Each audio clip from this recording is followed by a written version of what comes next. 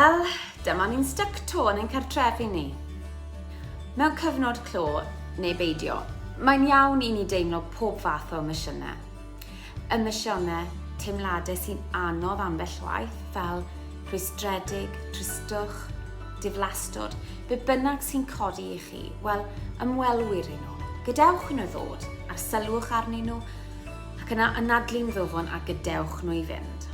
Ond mae fe'n anodd i siglo'r teimladau negyddol yma ambell waith yn diwe.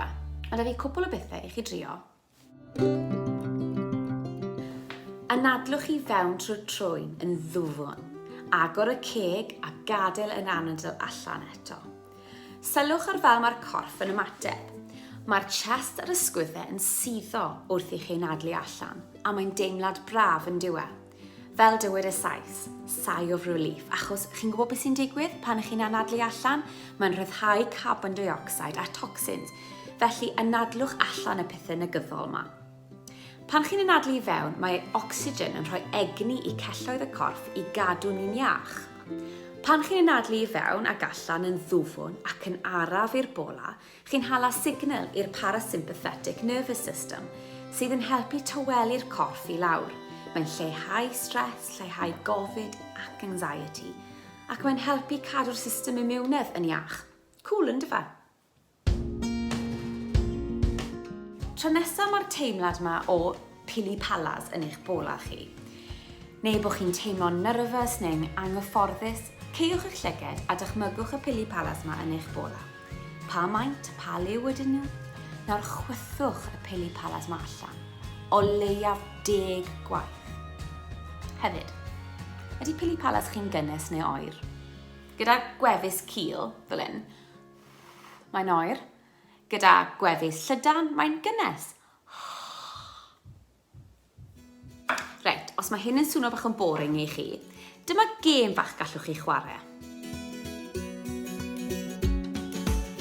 Mae angen pêl ping-pong arnoch chi neu unrhyw fath o bêl ysgafn. Be sydd â chi adre i creu cae ping-pong a gôl? Dwi wedi defnyddio Lego a cerdyn. Newch siŵr bod neb yn chyto.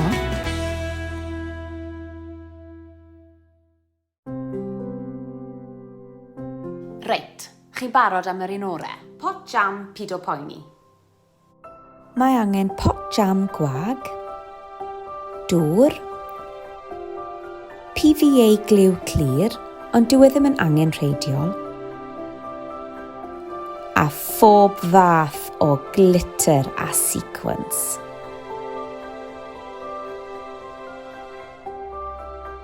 Ychwanegwch y dŵr a'r glud i fewn. Y pot jam ma yw eich pen chi. Mae'r glitter yn cynrychioli eich teimladau a'ch emosiynau.